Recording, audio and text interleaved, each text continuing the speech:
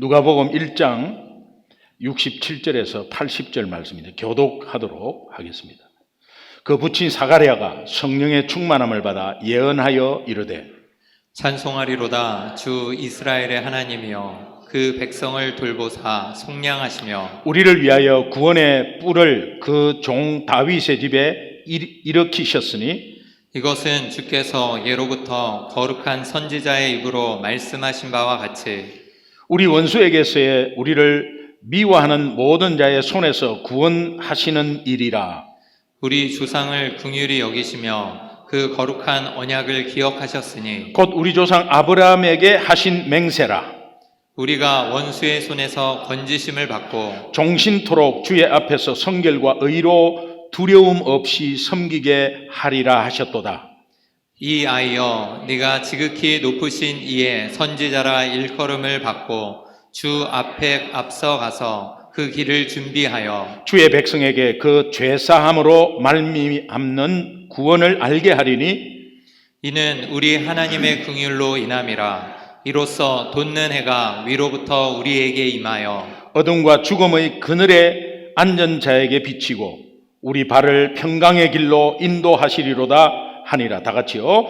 아이가 자라며 심령이 강하여지며 이스라엘에게 나타나는 날까지 빈들에 있으니라. 아멘. 하나님의 능력의 말씀이고 나에게 주시는 말씀입니다. 오늘 본문은 지난 3일간 우리 신령 금식 기도의 마지막 날 새벽 큐티 묵상 말씀이에요. 이 말씀을 신령 금식 기도의 결론적인 말씀으로 참석자들과 함께 나누었단 말이에요. 그런데 주일 설교 준비를 목요일 날 하다가 문득 이 말씀을 모든 성도들과 함께 나누면 좋겠다. 그런 생각이 들어서 급선회를 했습니다. 그래서 오늘 본문은 지난 수요일 금식 기도 중에 했던 새벽 큐티 말씀의 본문입니다. 먼저 이 본문의 배경을 좀 알아야 하는데, 엘리사벳이 아들을 낳게 될 것이라고 천사의 예언에 남편 사가랴는 현실적으로 아이를 갖기 어려운 늙은 나이 때문에 아내 엘리사벳에게 아들이 잉태된다는 말은 도저히 이해도 안 될 뿐더러 말이 안 되는 소리라고 생각했습니다. 우리가 좀 말이 안 되는 소리 하면 말이 돼? 그게 말이 돼? 택도 안 되는 소리. 사가랴는 천사에게 증표를 보여달라고 요구를 했습니다. 마치 도마가 예수님의 부활 소식을 듣고도 의심해서 눈으로 보고 손으로 먼저 만져보아야 믿을 수 있다고 한 것과 같습니다. 그때 예수님은 그런 도마에게 너는 나를 본고로 믿느냐? 보지 못하고 믿는 자들은 복이 있도다. 오늘 우리는 하나님이 눈에 보이지 않습니다. 손에 잡히지도 않습니다. 그런데 말씀 가운데서 그 말씀 가운데 살아계신 하나님의 임재를 우리가 믿고 오늘 이 자리에서 예배 드리는 게 굉장히 귀합니다. 사가랴가 증표를 요구를 했을 때 천사는 즉시 사가랴의 입을 닫아버립니다. 그리고 말을 못하게 만들었습니다. 곧바로 말을 못하게 한 것이 마치 믿음이 없기 때문에 벌 주는 것 같았지만 그것이 아니었어요. 그것은 실제 사가랴가 요구한 증표의 그대로는 아니었지만 하나님이 주시는 증표였어요. 사가랴가 요구하는 증표는 당장 뭔가 아들 있는 것에 대해서 증표를 보여달라고 했지만 하나님은 그 자리에서 입을 딱 막아가지고 말을 못하게 해버려요. 이것이 하나님이 주시는 방법의 증표입니다. 갑자기 벙어리가 되어버린 이 사가랴는 그때부터 말을 못하는 굉장히 답답한 침묵의 시간을 가지는데 이것이 언제까지 되는지를 몰랐습니다. 우리가 힘든 것은 언제만 고통이 와도 언제 끝나냐고 알면 참을 수가 있습니다. 팬데믹도 마찬가지였잖아요. 언제까지 이것이 계속될 것인가? 그래서 사가랴가 말을 하지 못하는 이 침묵의 시간이 굉장히 답답한 시간이었습니다. 그러나 사가랴에게 이 침묵의 시간은 결코 헛된 시간이 아니었습니다. 사가랴의 침묵 시간은 하나님께서 사가랴에게 주신 그 말씀에 순종을 요구하는 시간이었고, 또 사가랴의 믿음을 새롭게 세워주는 귀한 시간이었습니다. 여러분이 어떤 일을 하다가 팍 막혀요. 스탑이 됐어요. 그리고 나는 진전하고 싶은데 뭔가 장애물 때문에 안 돼요. 여러분이 할 수 없어요. 안 돼요. 상황이 안 되는 상황이 딱 와버려요. 그러면 그때 why me? 왜 내한테 이런 일이 있습니까? 하나님 진전시켜 주십시오. 이렇게 기도하는 것보다는 그 멈추는 시간, 분명히 하나님은 죽이고 멸망시키는 분이 아님을 살리고 회복시키는 분이라고 아는 예수 믿는 자는 어떤 어려움이 왔고 길에 막혀갖고 어떤 상황이 딱 막혀 있을 때 그때는 하나님이 우리 삶을 돌아보게 하고 또 순종을 요구하는 시간이고 우리를 새롭게 세워나가는 시간이라고 믿으면 승리합니다. 다시 말하면 사가랴에게 준 이 침묵의 시간은 그의 불신앙을 회개하는 시간이었고 믿음이 회복되는 시간이었습니다. 결과적으로 보면 하나님께 찬양 드릴 준비 시간이었어요. 엘리사벳이 아들을 낳고 사가랴가 아빠로서 아이의 이름을 지으라고 했을 때 그때 입을 열지 못하고 말을 못하니 손으로 글씨로 쓰는 수밖에 없었는데 그때 천사가 아들을 낳을 것인데 천사가 이제 엘리사벳에게 아들이 있고 아들을 낳을 것인데 그 이름을 요한이라 하라 했거든요. 그 말씀 순종한 그대로 이제 자신이 요한이라고 썼습니다. 말씀에 순종, 그게 말이 돼? 하다가 10개월 임신기간 동안 깨달은 게 있었겠죠? 그래서 요한이라고 딱 썼습니다. 말을 하지 못했던 사가랴의 입이 요한이라고 딱 쓰는 순간 이게 굉장히 작은 순종이에요. 그냥 순종하면서 실제적으로 그 마음을 딱 하나님께 내보낸 순간 그의 입이 열려버렸습니다. 굳었던 혀가 풀렸어요. 언제까지 말 못하는 장애로 살아야 하는지 기약이 없었지만 그는 드디어 10개월 만에 입이 열리고 혀가 풀어진 것입니다. 그래서 그는 하나님을 찬송합니다. 누가복음 1장 오늘 본문 앞쪽에 64절을 보면 이에 그 입이 곧 열리고 혀가 풀리며 말을 하여 하나님을 찬송했다. 그렇게 말씀하고 있습니다. 오늘도 여러분 지체되어서 뭔가 기다리는 일들이 있습니까? 풀리지 않아서 답답한 문제들이 좀 있습니까?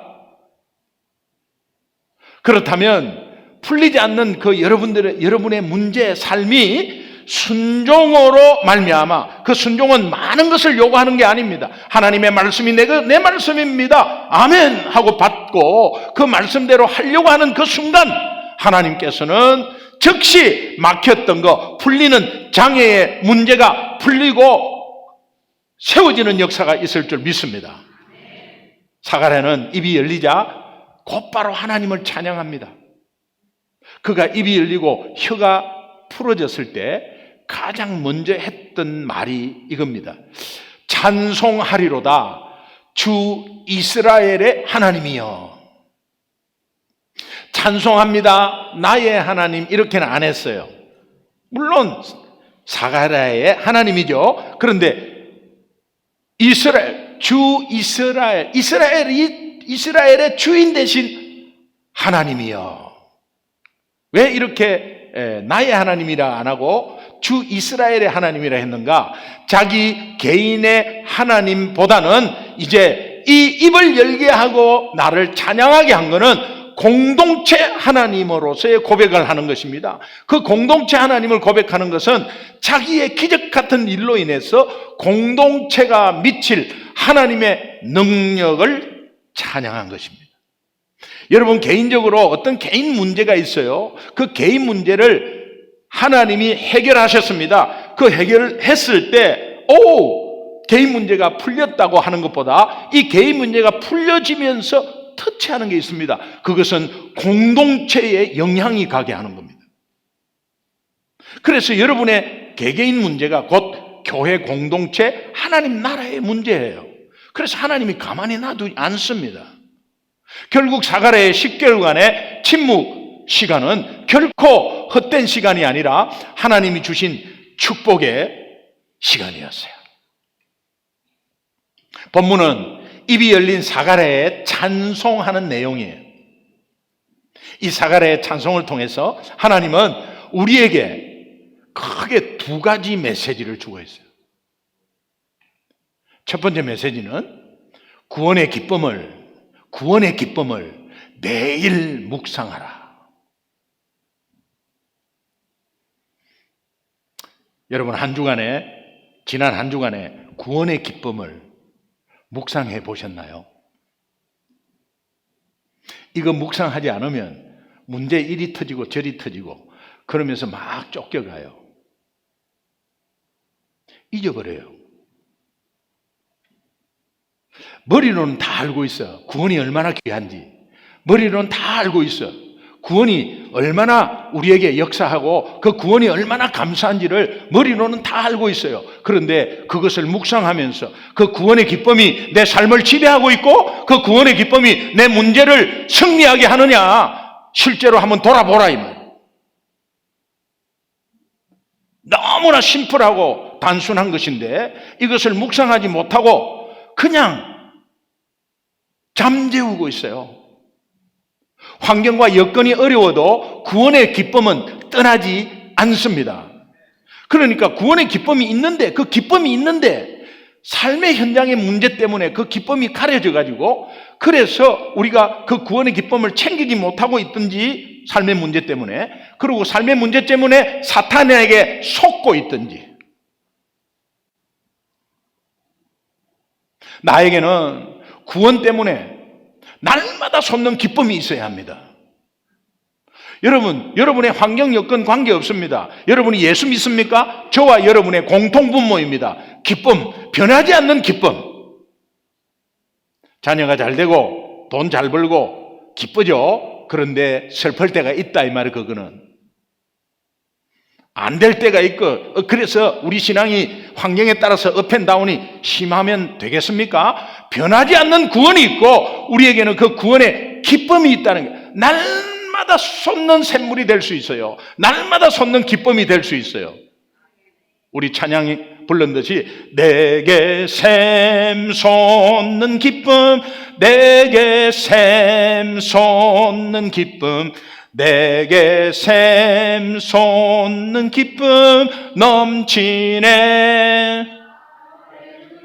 내게 샘 솟는 기쁨, 내게 샘 솟는 기쁨, 내게 샘 솟는 기쁨 넘치네.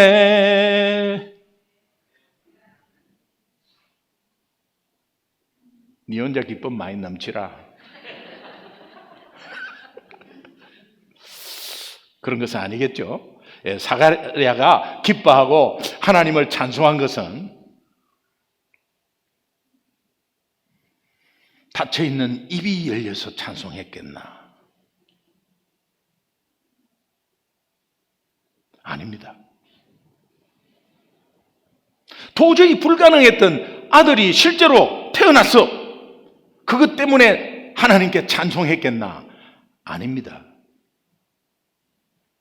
사가랴의 찬양은 구원의 하나님을 찬양하고 있어요. 왜 그러느냐? 잊어버렸어요. 사가랴도 여러분처럼 잊어버리고 있었어요. 그런데 막혔던 문제가 팍 풀려서 조금 순종하는 마음은 있으니까 하나님이 팍 풀어줘. 그 풀렸어. 일이 잘 풀렸어요. 일이 잘 풀리니까 일이 잘 풀려서 할렐루야. 와, 내 형편이 나아졌습니다. 찬양하는 거 아닙니다. 그거는 일시적인 거예요. 일이 잘 풀려갖고 내가 하나님이 나에게 어떤 기쁨을 줬어요. 이것이 영적으로 터치돼야 돼요. 이것이 영적으로 터치돼야 돼. 잊고 있던 구원의 기쁨을 건드려야 됩니다, 이게.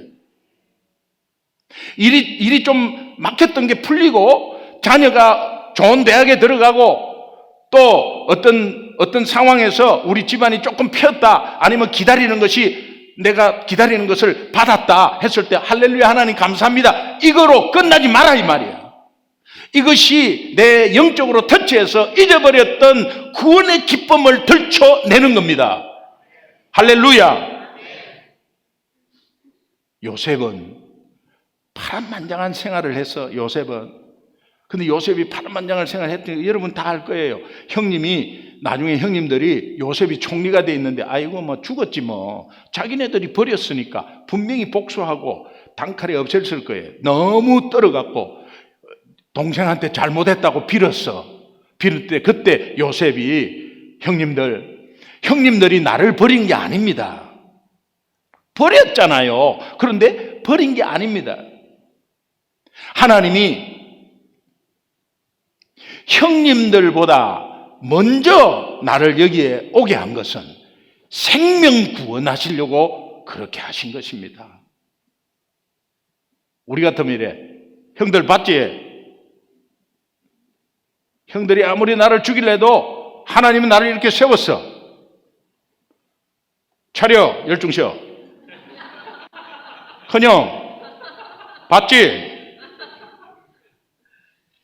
막내, 너 봤지? 막 이렇게 할 거야 아마. 보란 듯이 봐. 내가 하나님이 그렇게 세워준 목적을 까먹어버리고. 그러나 요셉을 통해서 야곱의 70 식구가 애굽으로 이민 초청을 받고 바로 그 자리에서 시민권 다 내주지 않습니까?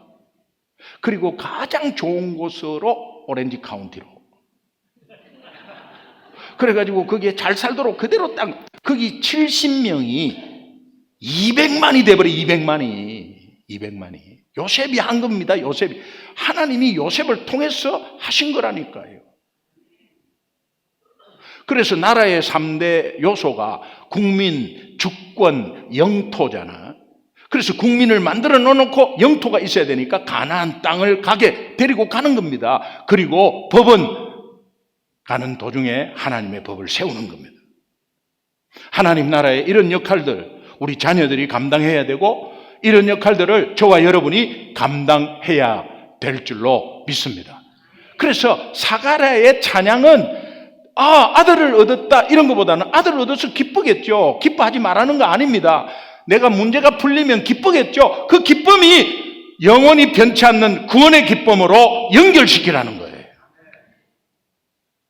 다시 말하면 하나님의 구원의 비밀을 알게 된 기쁨을 찬양하라는 거예요.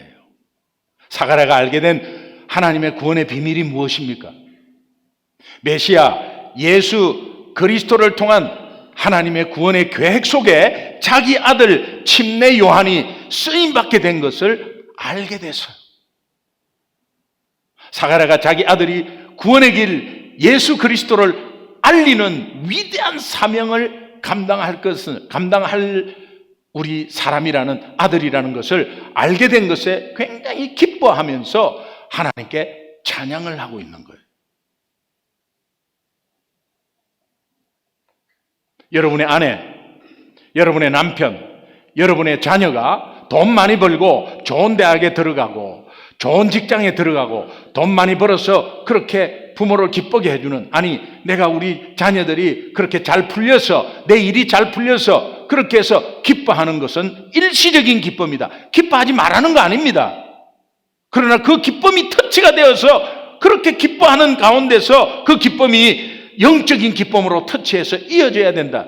예수를 자랑하고 알리는 위대한 사명으로 이어져야 된다. 그렇게 감당할 수 있어서 기뻐해야 된다는 거예요. 이것은 영원한 기쁨이기 때문에 이 기쁨이 나와 가정을 살리는 복음의 능력이 되는 것입니다. 하나님 당신이 약속하신 그 말씀을 반드시 이루시는 분입니다. 믿으시면 아멘. 특별히 구원의 약속을 이루시는 하나님, 그 하나님을 여러분 날마다 찬양하시기 바라요. 그 날마다 찬양할 때 뭔가 일이 조금 풀리고 내 새끼가 좋은 소식이 들어오면 할렐루야, 우리 자녀를 좋게 해주셔서 감사하지만 나는 구원의 하나님을 찬양합니다. 내 일이 조금 잘 풀렸어, 할렐루야. 그런데 여러분, 제가 말씀드리잖아요,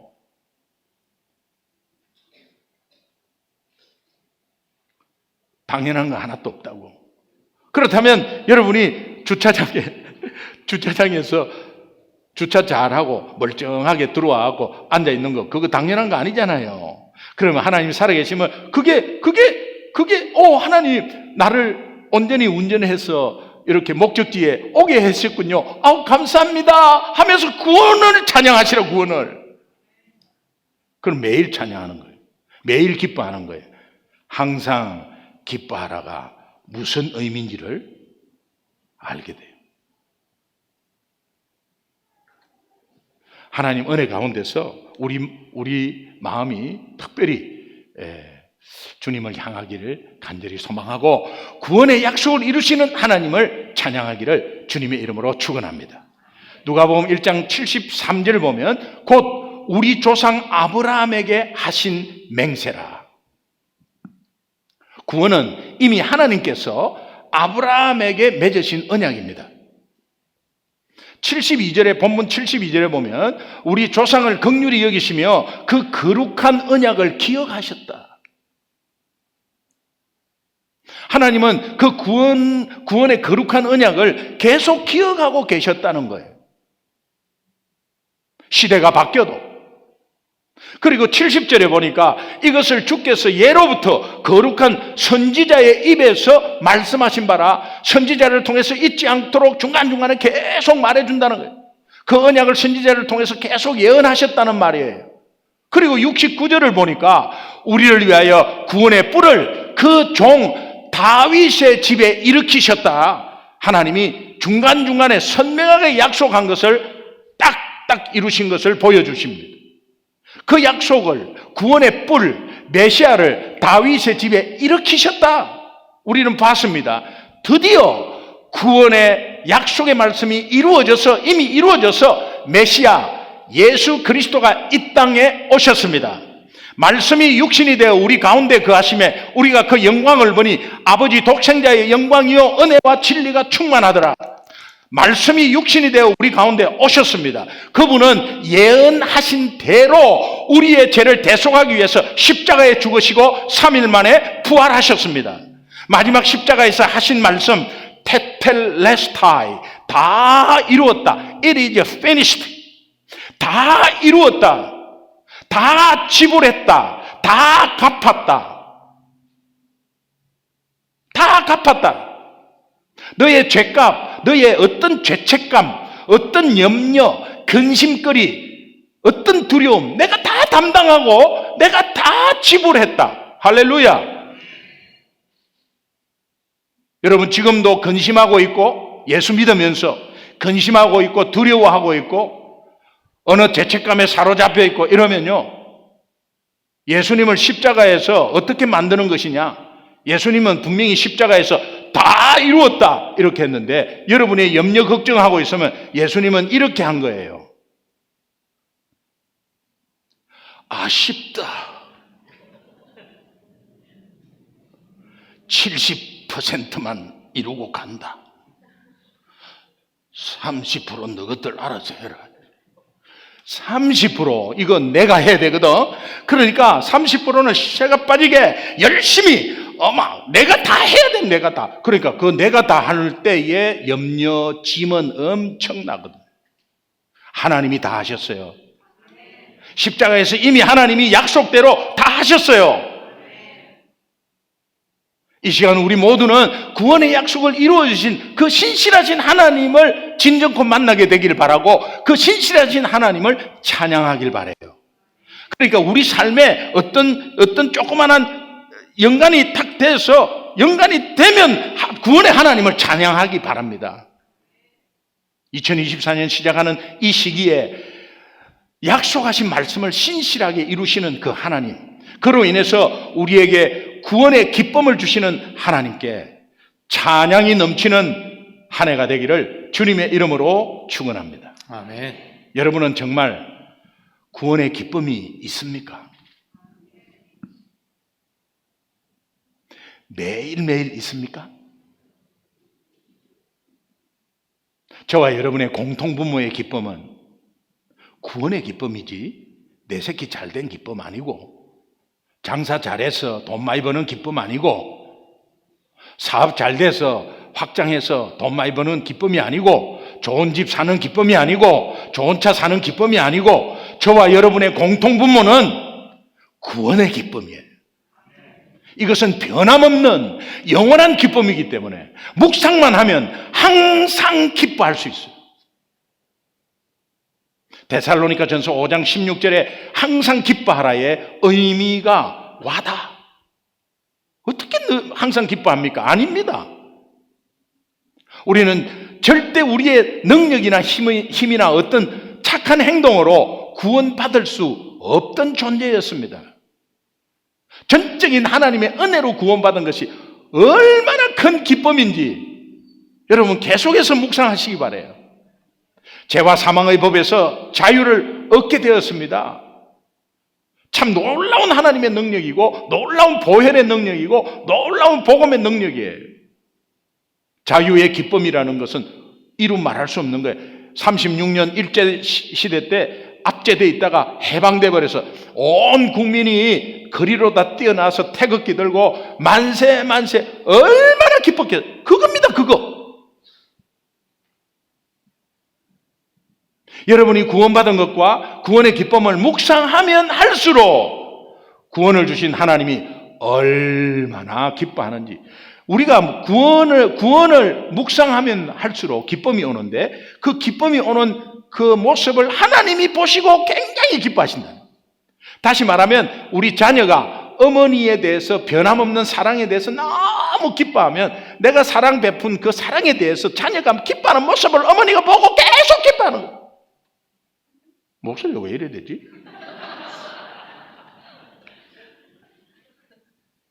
스바냐서 3장 17절은 너희 하나님 여호와가 너희 가운데 계시니 그는 구원을 베푸실 전능자시라.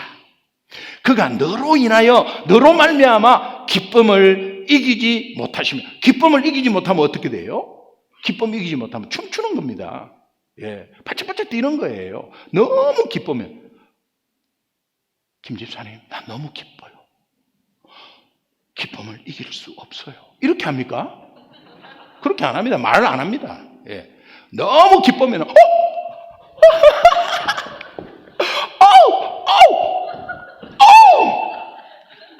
난리야, 난리. 춤추시는 거예요. 하나님이 우리 때문에 춤추시는 거예요.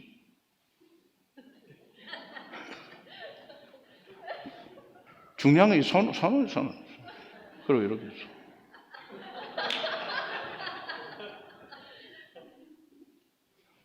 이거는 뭐 한국적인 상황이지만 그 남미적인 상황은 이거 아니겠어요? 이거 아니겠어요? 하나님이 춤추신다. 외람된 표현이지만 연약한 우리의 미물을 통해서 하나님 자녀로서 하나님을 기쁘시게 한다는 거예요. 그거는 구원의 기쁨을 만끽할 때 하나님은 굉장히 기뻐하시면서 너를 잠잠히 사랑하신대. 아이를 놓고 산모가 태어난 아이를 품에 안고 눈물을 흘리면서 바라보는 것, 잠잠히 바라보는 것, 너로 말미암아 즐거이 부르며 기뻐하시리라고 약속하지 않습니까? 하나님도 기뻐하시는 이 구원을 우리가 묵상하고 기뻐하는 것은 하나님의 자녀로서 당연히 해야 될 일 아닌가? 여러분이 정말 예수를 믿는 자라면 여러분의 삶에서 삶 속에서 매일 한 번씩이라도 구원을 묵상해서 기뻐하는 그 구원의 하나님, 그 구원의 기쁨, 이것을 다시 한 번 더 묵상하는 여러분 되시기를 바라요. 그 구원의 기쁨으로 인해서 여러분의 삶이 변화되기 시작한다니까요. 여러분의 삶은 여러분이 똑바로 하고 열심히 하려고 하는 저 변하지 않습니다. 못해요. 그러나 구원의 기쁨을 챙기기 시작하면 내 삶이 변화되기 시작한다. 그게 복음의 능력을 체험하는 역사가 생기는 거예요. 구원의 기쁨을 묵상하면 나에게 어떤 변화가 올까? 찬송의 삶을 살게 돼요. 찬양 많이 하세요. 찬양 많이 하세요. 저는 이제 트로트를 좋아하잖아요. 찬양은 더 좋아합니다. 그런데 트로트를 좋아하는데 이 트로트의 가사를 봐도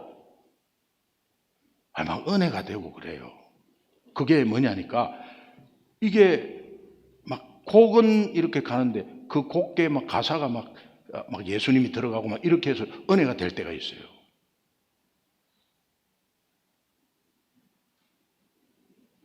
나훈아의 갈무리 같은 거 있잖아요. 그거는 제가 갈보리로 보인다니까, 갈보리로. 아, 진짜 그렇게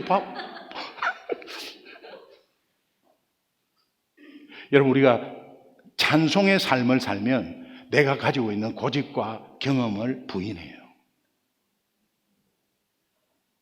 다시 말하면 내가 주인된 것을 내려놓는다는. 악인과 선인의 차이가 뭐라 그랬죠? 악인은 못된 짓 많이 하는 사람을 악인이라 그럽니까? 아니잖아요. 내가 주인돼서 행동하는 거 다 악인이에요. 악한 행동. 선한 행동은 뭡니까? 하나님이 주인돼서 순종하는 거 다 선한 행동이고 선한 사람이야.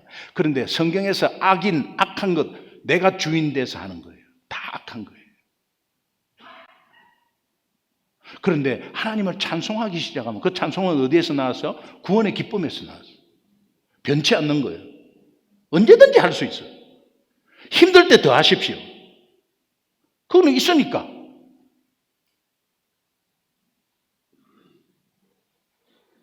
그래서 찬송하는 결과는 고집과 경험을 부인하고 하나님이 주인된 삶을 살게 됩니다. 그리고 하나님의 말씀에 순종하는 사람이 되어버려요. 응답이 옵니다. 사가랴의 찬송을 통해서 하나님이 우리에게 알려주는 또 한 가지 두 번째는 이 구원의 기쁨을 이웃들에게 전하라고 하는 거예요. 먼저 전할 때 구원의 기쁨을 내가 챙기지 못하고 전하면 힘들어요. 사가랴는 자신의 아들 침례 요한이 주님의 길을 예비하면서 구원의 길을 알리는 사명을 감당하게 될 것이다. 너무 기뻤어. 그러면서 하나님을 찬양해요. 자기 아들을 통해서 많은 사람이 예수를 알고 구원의 길과 평강의 길로 인도받게 될 것에 설레고 기대가 됐어. 여러분, 오늘 우리 자녀 다 성장한 자녀도 있고 지금 우리 어린 부모, 어린 자녀를 데리고 있는 부모도 있을 거예요. 오늘 우리 부모가 우리 자녀들에게 거는 기대가 뭡니까? 좋은 대학 들어갔어? 좋은 배우자 만났어? 당연히 기도해야지. 그렇게 바라지 않는 부모 어디 있어요? 하나님은 우리의 바람을 다 알고 계세요. 그런데 우리가 그들에게 거는 기대가 무엇인가? 잘 살고 건강해라. 좋은 직장에서 좋은 배우자, 공부 잘해라. 안 믿는 부모와 뭐가 다르죠? 뭐가 달라요? 그럼 아이들이 우리 엄마 아빠 예수 믿어도 우리 친구 엄마 아빠 저 남미 호랭경교하고 똑같구나. 불신자와 다른 것이 무엇입니까? 이런 것들이 이런 것들 먹고 사는 이런 것들보다 우리 자녀를 통해서 많은 사람이 예수 믿고 구원받는데 쓰임받는 인생이 될 것에 대해서 한번 기대를 가져보라고.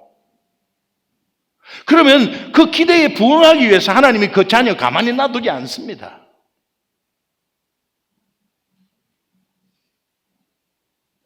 다시 한 번 더 세상 기준이 아니고 우리가 그냥 이거는 머리로만 알게 있는 게 아니라 솔직히 한번 같이 나누어 보는 거예요.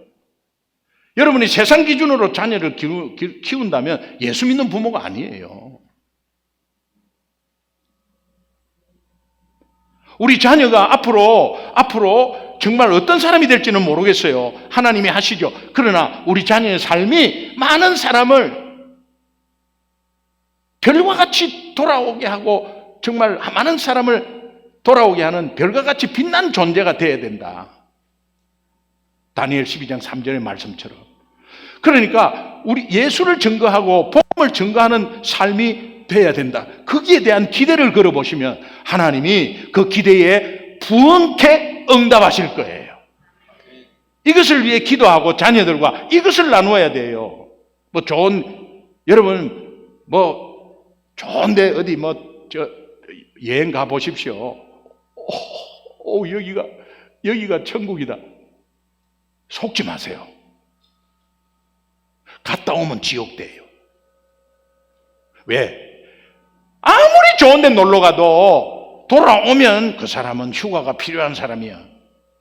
그러니까 좋아도 또 삶의 현장이 있지 않습니까? 그런데 정말 어떠한 상황 가운데서도 여기에서, 가정에서, 우리 일할 일터에서 하나님의 살아계심이 드러나야 되고, 사가랴가 하나님이 아들에게 주신 위대한 사명을 알게 됐을 때 얼마나 기뻐했는지요. 그 침례 요한의 사명이 무엇인가 하면은 첫 번째로 예수님의 길을 준비해서 구원을 알게 하는 거죠. 예수님의 길, 구원의 길이죠. 말라기 3장 1절에 이런 예언이 있지 않습니까? 만군의 여호와가 말한다. 보라, 내가 내 사자를 보내리니 그가 내 앞에서 길을 준비할 것이다. 400년 전에 예언한 거예요. 근데 그 사자가 침례 요한이야. 사가랴는 성령이 충만해서 갓난 아기 요한을 보고 기뻐하면서 이렇게 고백합니다.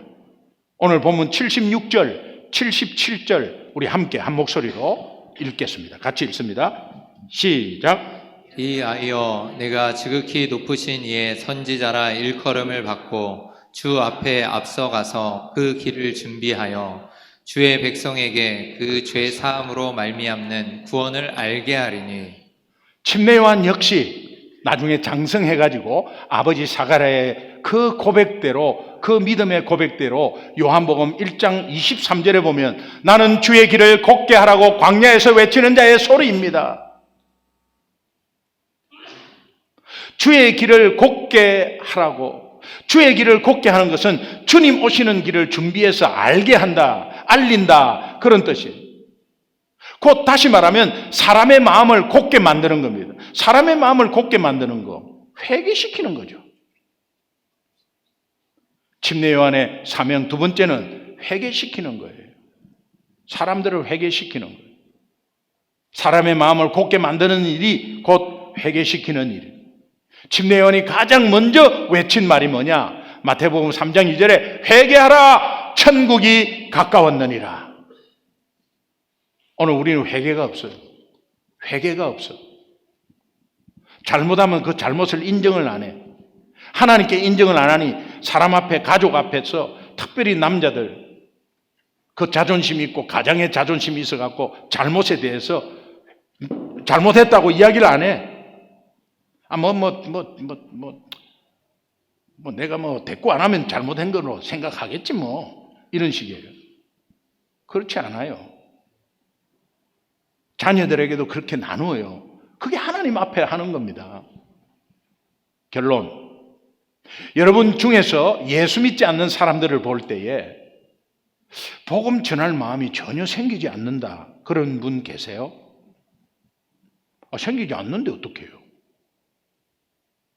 그 사람은 구원의 기쁨을 챙기지 못하는 사람이에요. 제가 오늘 가르쳐 드리잖아요. 그러면 내가 전도해야 되겠다, 이런 것보다는 구원의 기쁨을 챙겨야 되겠구나.